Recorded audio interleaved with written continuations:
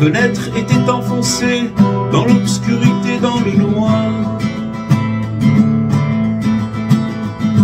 Une lueur s'est allumée et avec elle un peu d'espoir. Alors qu'il faisait nuit encore et que le vent soufflait mauvais, sur une harpe à 10 cordes, le chant nouveau s'était levé. L'exil est bientôt fini, tenez bon jusqu'au matin. Vous avez traversé la nuit avec un simple refrain. Votre lumière s'est éveillée en entendant mes accords. Frères et sœurs, tenez encore, le soleil ne va pas tarder. Ce chant nouveau miraculeux, je vais vous le dire maintenant. Un nom à la fois merveilleux, c'est le nom de Rabbi Nachman. Il consola l'humanité, puis partit au ciel à Ouman. Il suffit de le réciter, Nanach, Nachman, Nachman, Meuman. L'exil est bientôt fini, fini la haine et la misère.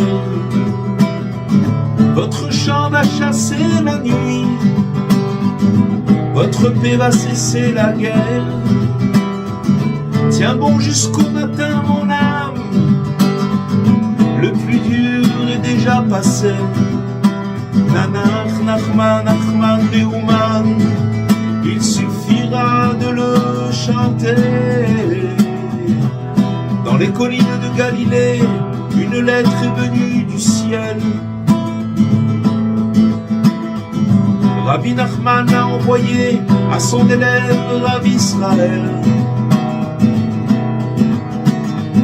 annonçant la fin de l'exil et la fin des règnes profanes.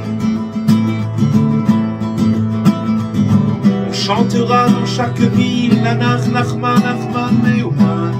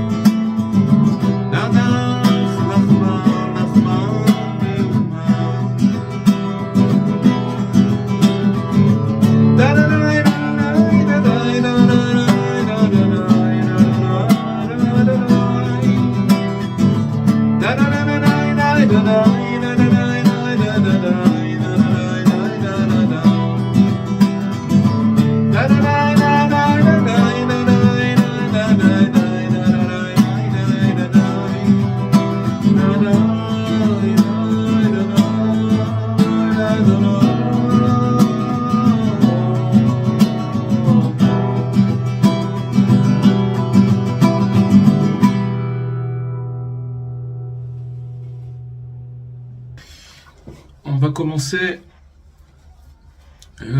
notre cours Bezrat Hashem. On va continuer dans les lettres de Rabbi Nathan et on va parler des épreuves. Rabbi Nathan, il envoie une lettre à son fils où il relate là-bas ce monde qui est plein d'épreuves. Alors il dit à son fils que quoi qu'il en soit, ce qu'il faut c'est prier et crier vers Dieu parce que c'est utile pour toute chose. Et il lui dit que cependant, c'est pas facile de le faire, sauf si l'on veille de ne pas avoir peur. Et surtout à être plutôt à être conscient que c'est ainsi que le Saint béni soit-il dirige le monde. Et que telle est l'épreuve de tout homme sur terre. Donc, il lui explique que Rabbi Nathan, il dit la vérité. Il dit la vérité en expliquant que ce monde-là, il est fait d'épreuves. Et que maintenant, la seule chose qui peut aider la personne, c'est de prier et de crier vers Hachem. C'est la seule chose qui aide. Seulement, il ne faut pas avoir peur. Et pourquoi il ne faut pas avoir peur? Parce que, si vous voulez, il faut être conscient que c'est ainsi que Dieu il dirige ce monde. De cette manière. Et que c'est l'épreuve de chacun sur terre, sur cette terre. De subir ce qui peut lui arriver chaque jour et ce selon la personne et le moment. Chacun y passe par des épreuves selon la personne, selon le moment. Bien sûr, les épreuves que Hachem il envoie, elles sont mesurées par rapport à la personne. Et il dit que tel homme subit l'épreuve d'une grande pauvreté. Il y a des gens qui sont pauvres, c'est une épreuve. Tandis que un autre, il va subir l'épreuve d'une richesse fabuleuse. Déjà, on voit qu'ici que, vous voyez que comment un homme il peut se tromper sur terre. Il peut croire que d'être pauvre, c'est une épreuve, mais d'être riche, alors c'est pas du tout une épreuve. Alors qu'en vérité, la pauvreté, c'est une épreuve, et là aussi la richesse. Il y a même un côté, si vous voulez, où la richesse, elle peut être une plus grande épreuve que la pauvreté. Pourquoi? Parce que quelqu'un qui va être riche, il va oublier le but de ce monde. Et il va s'égarer. Et donc, il peut complètement oublier Dieu. Il peut se perdre complètement. Et donc, tous les deux, que ce soit la pauvreté ou la richesse, ce sont les deux des épreuves. Il parle aussi de l'homme qui est éprouvé par son gagne-pain, de comment gagner sa vie. Que ce soit comme ci ou comme cela, tandis que tel autre part aussi des problèmes de gagne-pain, comment il va gagner sa vie, etc. Et il dit qu'il faut ajouter à tout cela l'infinité de changements qui s'opèrent chez l'homme et dans le temps. Il faut savoir que dans les mondes supérieurs, le monde il court à toute vitesse. Ça veut dire ce qui se passe en haut, il y a des changements qui s'opèrent à chaque seconde, à chaque moment. Vous voyez par exemple quand on parle de guerre ou on parle de choses qui se passent dans le monde, c'est en fait des répercussions de ce qui se passe dans les mondes supérieurs. Et donc il y a sans arrêt des changements qui vont à toute vitesse. Et ces changements-là, ils s'opèrent chez l'homme et à chaque fois dans le temps et chaque jour et pour chaque individu. Chacun il subit des changements et des choses tout le temps. Parce que un tel aujourd'hui, vu ses actes et son âme, alors il doit être éprouvé précisément dans un certain domaine. Alors qu'un deuxième, il doit subir une épreuve d'un tout autre registre.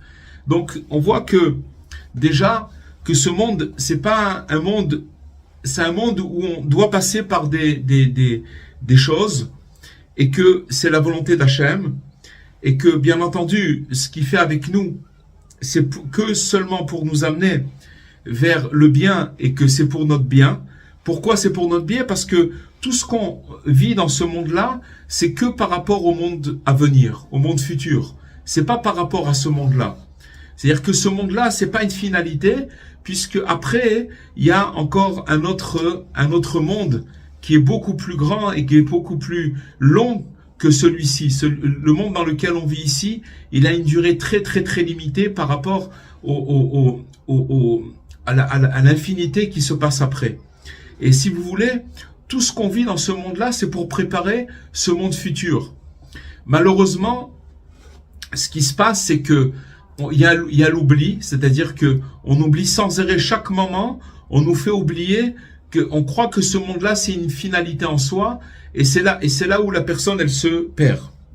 Alors il dit Rabbi Nathan, quoi qu'il en soit, tous ont en commun d'être accablés de soucis, de désagréments et de souffrances innombrables. Et tous ne possèdent, pour se régénérer et se consoler, que ce qu'ils saisissent de saint chaque jour.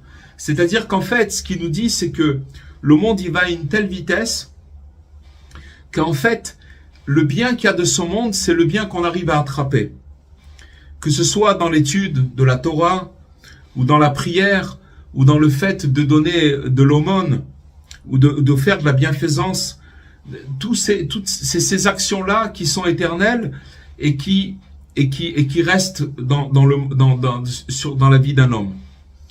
Et tout le mauvais côté, il est là pour nous faire oublier que ce monde-là, il nous fait croire que ce monde-là, il va durer des milliers d'années. On pense que c'est un truc qui va durer très très longtemps, alors qu'en vérité, un jour, ça va s'arrêter. Et ce qui reste finalement, c'est le bien qu'on a attrapé. Le bien qu'on a attrapé, c'est ça, le bien éternel qu'on a attrapé. Parce que grâce à cela, on pourra gagner une réussite éternelle. Et il nous dit, Rabbi Nathan, qu'en dehors de cela, tout est pure vanité. Tout est pure vanité. Maintenant, il nous dit une chose extraordinaire et très forte, que cette règle qu'on vient de dire, que tout est vanité, elle est même valable pour celui qui posséderait à lui tout seul la richesse et la jouissance de toute l'humanité entière. Imaginez-vous quelqu'un qui pourrait avoir toute l'humanité, toute la richesse du monde entier à lui seul. Et donc pour lui aussi, ce sera la même règle, c'est-à-dire que il a intérêt à attraper du bien dans ce monde et de préparer, si vous voulez, ce qui se passe après. D'autant plus que personne ne peut se vanter de jouir entièrement des plaisirs de ce monde comme nous le savons déjà. Alors il dit à son fils de bien garder à l'esprit que tu vis actuellement dans le monde ici-bas, qui est un monde qui est éphémère et incompréhensible pour quiconque cherche à l'analyser. Si une personne cherche à analyser ce qui se passe dans ce monde et avec lui-même, il ne peut pas comprendre du tout ce qui se passe. Ce qui se passe sur cette terre, en particulier dans nos générations. Donc si Rabbi Nathan, il a écrit ça il y a 150 ans, ou même un peu plus, ou 200 ans, et il faut savoir que, à plus forte raison, dans nos générations à nous, qu'on comprend absolument pas ce qui se passe avec nous-mêmes, et ce qui se passe ici-bas sur terre. Parce que le roi Salomon, Shlomo HaMelech, le roi Salomon, que sa paix soit sur lui, que la paix soit sur lui, il a proclamé que même si le sage, il prétend atteindre la connaissance, c'est-à-dire qu'on parle de maintenant quelqu'un qui a la sagesse et qui a atteint la connaissance, qui sait tout, d'accord, il ne pourra trouver. Ça veut dire que il peut pas résoudre les problèmes et les énigmes de ce monde. C'est pas possible de les résoudre. Ça, c'est le roi Salomon qui a dit ça. Alors, il dit que tout homme rencontre des épreuves, des examens et subit des épurations. Des épurations, ça veut dire chaque jour. Des épurations, ça veut dire des choses dans lesquelles il doit passer et à tout instant et à toute heure. Et nous pouvons nous appuyer uniquement sur notre Père qui siège dans les cieux et sur l'ancêtre sublime. Quand il parle du Père qui siège dans les cieux, on parle bien sûr de Dieu. Et sur l'ancêtre sublime, quand il parle de l'ancêtre sublime, Rabbi Nathan, il parle de Rabbi Nachman. C'est-à-dire que s'appuyer sur les conseils que Rabbi Nachman, il a légués à toutes les générations, depuis sa génération jusqu'à Mashiach, c'est-à-dire c'est des conseils qui sont là pour nous faire passer ce monde ici-bas et de réussir sa venue sur terre. Parce que le monde, il regorge d'épreuves quotidiennes sous plusieurs angles. Ça veut dire que les épreuves qui se présentent à nous, elles viennent sous plusieurs angles. Et face à elles, on dispose d'un pilier qui est très solide et qui est ancré et qui est un pilier qui est inébranlable et indestructible, qui n'est autre que le juste. Regardez comment Rabbi Nathan, il parle de son maître et comment lui, Rabbi Nathan, il a dit que c'était le seul qui avait compris les enseignements de Rabbi Nachman et que lui qui était déjà, avant de connaître Rabbi Nachman, c'était quelqu'un qui connaissait toute la Torah entière. Il connaissait, il n'y avait pas un endroit qu'il n'avait pas exploré dans la Torah, et que quand il parle de son maître, c'est-à-dire qu'il parle des épreuves de ce monde et qui se présente à nous sous toutes sortes d'épreuves. Mais il a dit qu'il a une chose, c'est qu'il y a ce pilier qui est là, qui est ancré et qui est inébranlable et indestructible, qui est autre que le juste et qui est appelé fondement du monde et élément fondamental. Et c'est sur lui que chacun de nous doit s'appuyer dans tout ce qui lui arrive. Voilà. Vous allez dire, ah mais attendez, alors on s'appuie sur un tzaddik, alors qu'on doit s'appuyer sur Dieu. Il faut savoir que le juste, c'est lui qui nous donne la possibilité de nous rapprocher de Dieu. Sans lui, ça veut dire que, comme c'est marqué avec Moshe Rabbeinu, Moïse, c'est que Ve'aminu B'Hashem ou B'Moshe Avdo. Le peuple, il croyait en Dieu et en son serviteur qui était Moshe. Ça veut dire que de là, on apprend que c'est à travers le tzaddik qu'une personne, elle peut connaître Dieu et que c'est qu'avec le tzaddik que la personne, elle peut arriver à comprendre ce qui lui arrive sur terre. Si une personne, elle dit, bon, je crois en Dieu, et truc, elle peut pas comprendre, elle peut pas, parce que elle va passer par des affres, elle va passer par des choses qu'elle va plus comprendre, elle va perdre son chemin, et c'est le tzaddik qui lui permet de lui donner des indications, comment se retrouver par rapport à Dieu, et comment trouver la voie par rapport à Dieu. Alors, il dit que effectivement, nous ne sommes pas venus dans ce monde pour manger, boire et nous adonner à d'autres passions, à Dieu ne plaise, et pas non plus pour l'argent ou les honneurs illusoires de cette terre. Ça veut dire que ce qui met en avant Rabbi Nathan, en écrivant à son fils, c'est que il lui fait montrer que le but de ce monde, c'est pas du tout ce qu'on peut croire qu'une personne elle est là pour profiter, manger, boire et l'argent, etc. Et surtout les honneurs. C'est pas ça le but du monde. Si il met ça en avant, ça veut dire que on a tendance à tomber dans une de ces choses-là, ou dans les plaisirs, ou dans les honneurs, ou dans l'argent, et que, si vous voulez, l'homme, il a tendance à courir par rapport à ces choses-là, alors qu'il n'est pas venu pour ça. Il n'est pas venu pour ça. Il nous dit que, en fait, l'homme, il est venu uniquement pour assumer le travail et les efforts nécessaires afin de connaître notre Créateur. En fait, le but sur Terre, le but de notre venue sur Terre, c'est pourquoi on est venu sur Terre, c'est juste pour connaître Dieu. Pour le connaître, c'est pour ça qu'on est venu sur Terre, pas pour autre chose. Et aussi, alors, comment on peut connaître Dieu? C'est en nous basant sur la Torah que Moïse, il a transmise aux enfants d'Israël. Et aussi selon les indications des justes authentiques dans chaque génération. Dans chaque génération, il y a des justes authentiques qui nous font comprendre, qui nous amènent à comprendre comment connaître Dieu. C'est-à-dire que sans ça, c'est pas possible de connaître Dieu. On peut pas connaître Dieu. On peut pas, si vous voulez, par rapport à ce qu'une personne, elle passe sur ce monde, si elle n'a pas les indications des justes authentiques, alors elle peut pas comprendre. C'est ce qu'on apprend, c'est ce que Rabbi Nachman, il veut nous faire passer, c'est-à-dire cette notion de tous les conseils qu'il a donnés, et que ces conseils-là, c'est pas juste des conseils, je te donne un conseil et tu fais ce que tu veux avec. C'est c'est avec ces conseils-là que la personne, elle peut arriver à comprendre sa vie et surtout à comprendre la grandeur d'Hachem.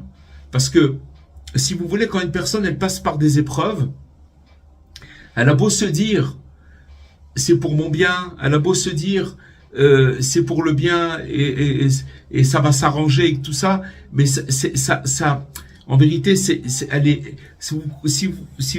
pour comprendre en fait, si vous voulez, une personne quand elle passe par une épreuve, pourquoi l'épreuve elle est dure? Elle est dure parce que Dieu lui enlève la conscience. Ça veut dire qu'elle met la personne, une personne qui est consciente, au moment où elle passe dans l'épreuve pour elle, elle est très facile. Elle est pas compliquée parce qu'elle est consciente. Elle sait qu'elle est en train de passer par un chemin et donc elle arrive à tenir la route. Ça, c'est quand elle a de la conscience. Mais quand une personne, elle passe par une épreuve, la difficulté, c'est que Dieu lui enlève la conscience. Ça veut dire qu'il la met complètement dans l'obscurité. Et donc la personne se trouve dans cette obscurité et elle est complètement perdue. Maintenant, les enseignements du tzaddik sont là pour nous rappeler que dans cette obscurité, la personne, elle est obligée de passer des fois par des moments d'obscurité, mais que on lui donne en parallèle la possibilité, le conseil, comment passer par cette chose-là, comment pour pouvoir pour pouvoir passer cette épreuve-là. Vous comprenez? Ça, c'est une chose qui est très très importante. Et il nous dit qu'il est inévitable de subir de l'amertume à chaque fois. À chaque fois, si vous voulez, écoutez, j'ai pris une lettre qui parle des épreuves. Et si vous voulez, dans cette lettre, Rabbi Nathan, il parle des choses réelles que chacun subit. Si quelqu'un il fait semblant de pas subir ces choses-là ou de pas être dedans, alors il se roule, parce que ce qu'il nous dit maintenant, c'est quelque chose de réel. C'est-à-dire que la personne, elle doit passer par ces choses-là et que elle doit passer par cette amertume à chaque fois. Mais ensuite, dans la clémence, qu'est-ce qu'il fait Dieu? Il vient, il nous envoie sa main secourable. Que, en fait, cette notion-là qui vient nous sauver, Hachem, quand on est dans une épreuve, c'est en fait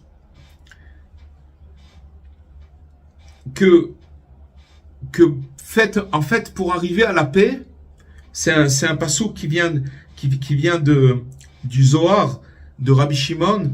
Il dit que pour arriver à la paix, alors il faut passer d'abord par l'amertume. On peut pas arriver à la paix sans passer par l'amertume. D'où on apprend ça? On apprend que quand le peuple juif il est sorti du désert, alors il était dans le désert, alors il est arrivé dans un endroit où il y avait de l'eau amère, de l'eau salée, de l'eau qui était pas consommable, et cet endroit il s'appelait Mar, c'était un endroit amer. Et tout de suite après, qu'est-ce qui s'est passé? Alors ils sont rentrés et ils ont reçu le Shabbat, qui représente la plénitude, la sérénité et la paix. Donc de ça on apprend que pour arriver à la paix, il faut d'abord passer par l'amertume. Il y a aussi une histoire que Rabbi Nachman il a raconté, une parabole que je vous ai déjà raconté, mais qui rentre bien dans le cadre de ce qu'on est en train de dire. Qu'une fois, c'était un vagabond c'était deux amis qui vagabondaient dans le monde, qui allaient d'un endroit à un autre. C'était un juif et un non-juif. Et Rabbi Nachman il parle d'un Allemand, de quelqu'un qui était allemand. Et donc ils vagabondaient, ils allaient d'un endroit à un autre, et puis ils s'arrangeaient comme ils pouvaient pour manger et se nourrir. Et à un moment, il est arrivé que c'était la veille de Pessah, la veille de la fête de Pessah. Et donc le juif il a dit à son ami l'allemand, il lui a dit: regarde, moi c'est bientôt la fête de Pessah, et le soir de Pessah, moi je peux pas, je dois aller, je dois manger des galettes, je dois célébrer cette fête. Donc si tu veux, ce que je te propose, c'est que tu viennes avec moi. T'as qu'à te mettre une kippa sur la tête et t'as qu'à suivre ce que je fais. Et puis voilà, comme ça tu viendras et on sera ensemble. Alors l'Allemand, il lui a dit, il n'y a pas de problème, d'accord, ok. Donc ils sont arrivés dans une ville et ils se sont fait inviter pour le soir du Seder de Pessah. Et alors à ce moment-là, qu'est-ce qui s'est passé?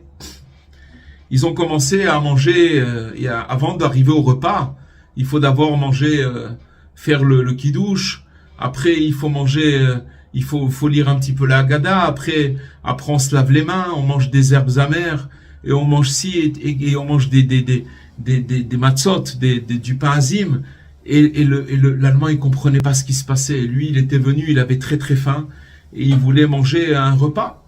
Et à un moment ils sont arrivés aux herbes amères. C'est le réfort, c'est un aliment qui monte au nez, qui est très très dur à manger, qui est très amer. Et il a commencé à manger ça et il a commencé à craquer. Et il est sorti il s'est levé. Il a dit, vous êtes fou complètement. Il est parti, il a claqué la porte, il est rentré là où il allait dormir. Le juif, lui, il est resté. Le truc, c'est que juste après ces herbes amères, qu'est-ce qu'il y avait? Il y avait le repas. C'est-à-dire que le repas avec le poisson, avec ce qui se passait, des salades, et c'était le repas de fête. Alors après, le juif, il est parti rejoindre son copain, l'Allemand. Et l'Allemand, il lui dit, qu'est-ce que c'est ce truc-là? Je suis venu pour manger, et j'ai mangé que des trucs durs, des herbes amères, il n'y avait aucun truc, j'ai mal au ventre, je me sens pas bien, etc. Alors le juif, il lui a dit, écoute, tu es parti juste au moment, si tu étais resté juste un petit peu, alors tu aurais mangé le repas. Alors Rabbi Nachman, il explique que quand il vient de l'amertume chez une personne, dans la vie d'une personne, des fois c'est des épreuves qui sont des fois difficiles, des fois ça peut être une journée amère ou une période amère, mais c'est des périodes que la personne, inévitablement, elle est obligée de passer et de passer par certaines choses. Il faut savoir que quand il vient de l'amertume, ça veut dire qu'après, il va avoir de la paix et de la sérénité. C'est ça qu'on apprend dans ce verset, que voici que pour la paix, alors un goût doublement amer est parvenu jusqu'à moi.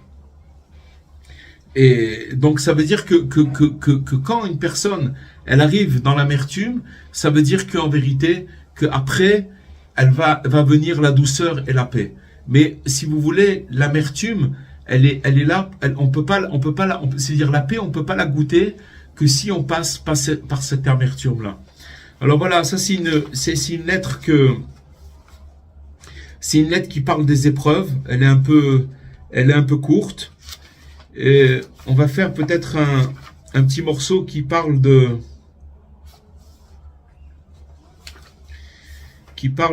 d'autre chose. Je suis en train de chercher. Je pensais qu'elle était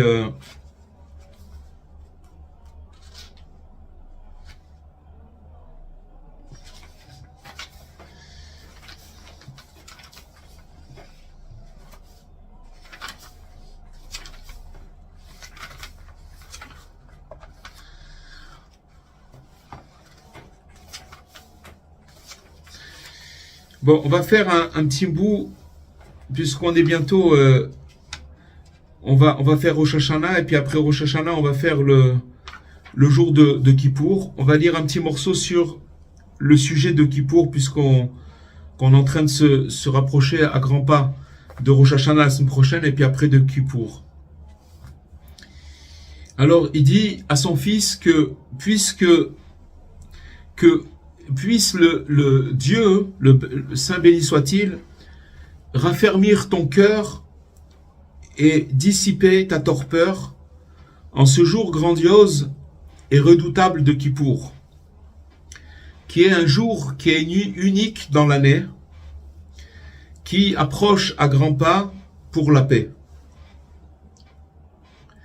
Et tout ça, ce jour de Kippour, c'est pour te faire acquérir le mérite de prendre sur toi, de te renouveler dorénavant chaque jour positivement. je te demande de ne pas laisser passer un jour sans hitbodedut, sans parler avec Dieu tous les jours et de méditer quotidiennement le but final de ton existence. En fait, si vous voulez, ce qu'il dit Rabbi Nathan, c'est que le jour de Kippour, c'est un jour où on pardonne tout à l'homme. D'accord? On lui pardonne tout. Mais pourquoi on lui pardonne? Parce qu'il doit se renouveler. Ça veut dire que c'est un jour où c'est possible de complètement se renouveler. Si vous voulez, le Rosh Hashanah, ça commence le jour de Rosh Hashanah, le premier jour de Rosh Hashanah et jusqu'à Yom Kippour. Le premier jour de Rosh Hashanah, c'est le premier jour des jours de pénitence. Il y a 10 jours de pénitence. Et quand on arrive à Kippour, alors c'est un jour où la personne, le jour lui-même, il expie toutes les fautes de la personne. Mais ce qu'il veut nous dire ici, c'est que c'est un jour où c'est un renouvellement complet. Ça veut dire qu'on se renouvelle complètement et que grâce à ce renouvellement qu'on vit ce jour de Yom Kippour, c'est ça qui nous donnera dorénavant chaque jour à se renouveler chaque jour positivement. Et qu'il lui dit de ne pas passer un seul jour sans parler avec Dieu et de méditer sur le but final de notre existence.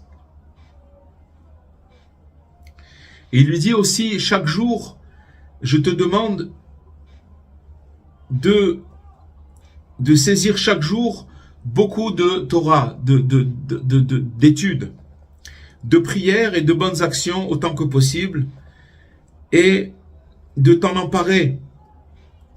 Parce que le monde, c'est une ombre qui passe, qui est un monde qui est dominé par beaucoup de vanité, et il est comparable à un nuage qui est éphémère. C'est vraiment quelque chose qui passe très très très vite. Et souviens-toi bien que toute notre vie passe comme un souffle, et que l'on ne peut y gagner au passage la vie éternelle. Ça veut dire que le monde, c'est un souffle qui passe très vite et que on a la possibilité de gagner la vie éternelle dans ce monde-là. Chacun, quel que soit le niveau où il se trouve. Peu importe. Vous voyez, quand Rabbi Nathan, il parle à son fils, c'était un érudit, c'était quelqu'un de très grand, mais ces lettres-là, elles sont adressées à chacun de nous. Ça veut dire chacun à notre niveau, on a la possibilité de pouvoir attraper ce monde éternel. Et il dit que la providence divine m'a fait penser à te rappeler de la supplique. Quelle supplique? Pardonne de grâce. C'est un passage de la prière de Yom Kippour qui figure beaucoup de fois dans la prière de Yom Kippour. Et pour arriver, en vérité, toute la prière, il nous dit Rabbi Nachman, dans un enseignement, que Kippour, c'est pour arriver à la sainteté de la fête de Hanouka. Ça veut dire que la fête des Lumières de Hanouka, elle se prépare le jour de Kippour. Et il nous dit que ça vaut la peine que je t'écrive présentement cet enseignement si merveilleux et impressionnant dont nous avons eu le mérite et par la prodigieuse bonté divine d'assister à la révélation de nos jours. C'était jusqu'à présent une chose secrète, mystérieuse, voilée et à l'abri de tout regard. C'était quelque chose qui n'était pas connu, qui n'avait pas été dévoilé, que plusieurs mondes spirituels supérieurs ignoraient. Et de nos jours, notre génération assiste au dévoilement d'un nouveau secret d'une si grande envergure. Alors, il dit que, en effet, il vient s'ajouter à la sainte douceur qu'il y a dans cet enseignement, qu'il est absolument indispensable à chacun d'entre nous, surtout maintenant, à l'heure où on est à la veille de Kippour, parce qu'il nous faut, en ces instants, avoir à l'esprit cette leçon qui nous invite à supplier abondamment Hachem, de lui demander de nous pardonner, et que quand on demande Slachna, ça veut dire pardonne-nous, quand on demande cette chose-là à Dieu, alors c'est ça qui nous fait mériter une fête de Hanouka, une fête des Lumières. C'est-à-dire à faire mériter à tout homme, quel que soit l'endroit où qu'il puisse bien se trouver, à tout moment et à toute heure, de savoir que Dieu, il est avec lui. Parce qu'en fait, si vous voulez, la révélation qu'il y a dans la fête de Hanouka qui se prépare pendant la fête, pendant le jour de Kippour, c'est que le Hanouka, c'est une lumière qui descend très très très bas dans les endroits les plus éloignés.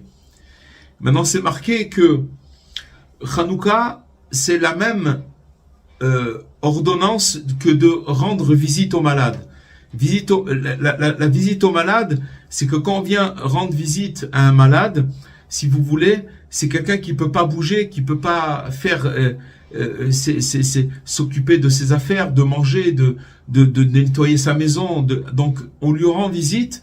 La vraie mitzvah de rendre visite à un malade, c'est de l'aider à faire ce que lui, il peut pas faire. Ça, c'est au niveau physique. Au niveau physique, bien que c'est quelque chose de très très grand et très spirituel, très très très élevé, mais physiquement, ça veut dire que cette mitzvah, on l'accomplit quand on vient rendre visite à un malade et qu'on fait pour lui ce que lui, il peut pas faire. Maintenant, la fête de Hanouka, la fête des Lumières, c'est marqué que c'est Dieu qui vient, quand on allume la lumière de Hanouka, Dieu il vient dans notre maison et il descend dans les endroits les plus éloignés. À partir du moment où on allume cette lumière, le soir, pendant les 8 jours de Hanouka, alors si vous voulez, c'est la visite de la lumière divine qui vient nous visiter dans les endroits les plus obscurs de notre vie et qui vient allumer là-bas une lumière. Et quand est-ce que ça se prépare, la fête de Hanouka? Elle se prépare le jour de Yom Kippour, que quand on demande d'être pardonné le jour de Yom Kippour, c'est comme ça qu'on va faire le récipient qui va nous permettre de recevoir la visite de cette lumière divine qui rentre dans chaque maison.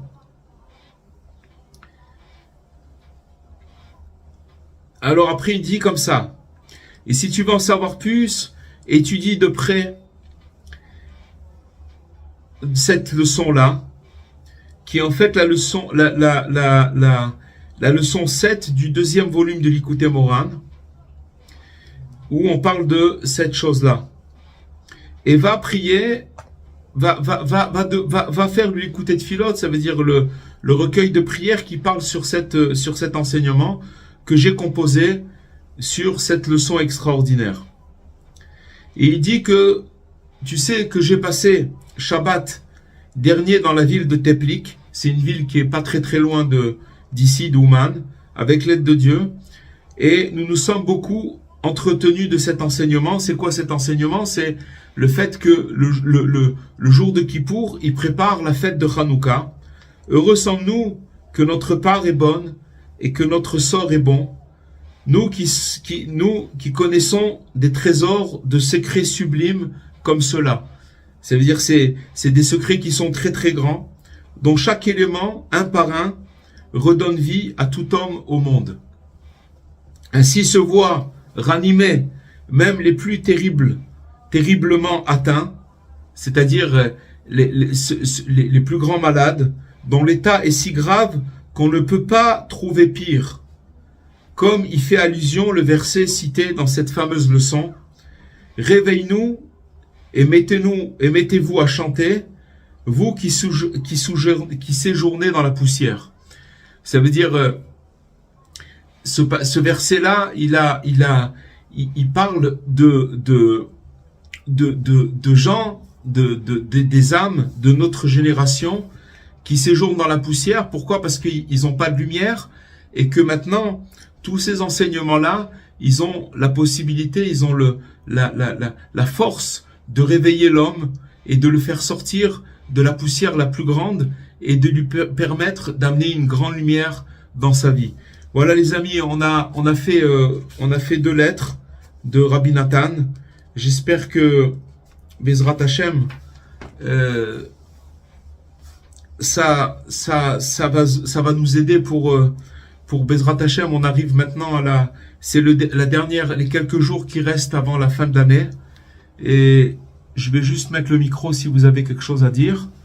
Mais Bezrat Hashem, qu'on puisse accueillir Rosh Hashanah et que cette année, elle soit pour nous tous une année où on se renouvelle complètement, ou que la vieille année qu'on est en train de laisser derrière nous, elle soit oubliée et qu'on rentre dans une année complètement neuve, ça veut dire, c'est quoi la nouvelle année? C'est une page qui est complètement neuve, et que cette page, je vais vous dire quand est-ce qu'on la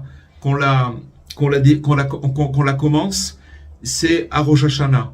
Rosh Hashanah, ça s'appelle la tête de l'année, et si vous voulez, la tête, c'est là où il y a toutes les pensées de l'homme. Et pendant ces 2 jours de Rosh Hashanah, si vous prenez les 365 jours de l'année, ils sont, si vous voulez, en potentiel dans les 2 jours de Rosh Hashanah. C'est-à-dire que si vous prenez, par exemple, 1 minute ou 5 minutes de Rosh Hashanah ou 1 heure de Rosh Hashanah, ça dure 48 heures. D'accord? C'est pas 2 jours, c'est 48 heures. Ça veut dire, c'est marqué dans nos livres que c'est un jour qui fait 2 jours, mais ça s'appelle un grand jour, d'accord? Qui fait 48 heures. Et pendant ces 48 heures-là, si vous voulez, c'est toute notre année qui est condensée dans ces 48 heures-là. Et si vous voulez, pourquoi on appelle la tête de l'année? Parce que tout se dessine par rapport à la pensée et ce qu'on va penser pendant ces 2 jours-là. C'est pour ça que,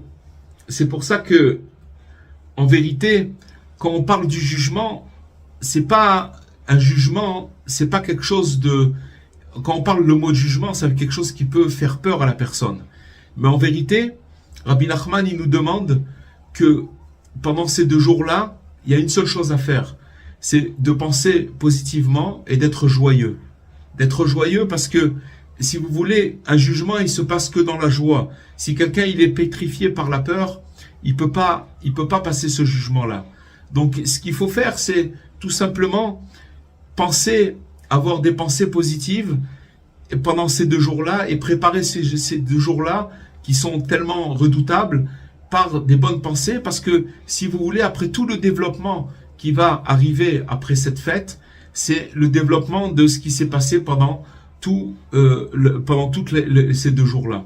Entre parenthèses, quand on a parlé maintenant de Kippour et qu'on a dit que ça prépare Hanouka, il faut savoir que de Rosh Hashanah jusqu'à le 8e jour de Hanouka, ça veut dire c'est quelques mois, d'accord? Alors il y a aussi le jour de Zot Hanouka, ça veut dire le dernier jour de Hanouka, il y a une force aussi comme le jour de Kippour, c'est-à-dire qu'on peut arriver à se rectifier et à arranger des choses, des comportements. Mais grâce à Dieu, maintenant on est loin de Hanouka, et que maintenant, si vous voulez, c'est maintenant dans quelques jours, on va rentrer dans Rosh Hashanah, et qu'il faut absolument demander à Dieu et de faire tout pour avoir des bonnes pensées. Comment on peut avoir des bonnes pensées? Seulement en étant joyeux. Une personne qui est joyeuse, parce que sachez que on en a parlé déjà, qu'on a attaqué par rapport aux pensées. Et ces pensées-là, elles viennent pour nous fausser la pensée de Rosh Hashanah, la pensée de ces 2 jours-là, et de nous amener et de nous laisser prendre, si vous voulez, au niveau de la pensée. Parce que il faut savoir que c'est marqué aussi que, si vous voulez, le monde le Rosh Hashanah, c'est marqué dans la prière, Ayom Harat Olam. Le monde, il naît de nouveau. C'est comme le jour de Rosh Hashanah, c'est une nouvelle année qui est en train de naître. C'est un nouveau monde qui est en train de naître. Dieu, il juge le monde entier, et le monde, il est en train de naître, pas de renaître, de naître. Donc, si vous voulez, cette naissance, elle est critique, dans la mesure où, si vous voulez, il se passe un phénomène dans le monde entier où ce monde, il va commencer à naître, et si vous voulez, avec tout ce qu'il y a dedans. Et si vous voulez, dans la tête de l'année, il y a tout là-bas, tous les éléments, au niveau du monde entier et au niveau de chaque personne en particulier. Alors, je vous souhaite à tous, avec l'aide de Dieu, une bonne année en direct de Ouman.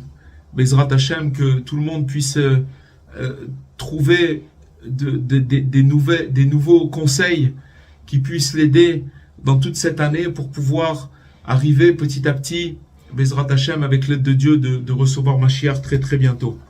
Amen. Voilà. Amen. Amen. Amen.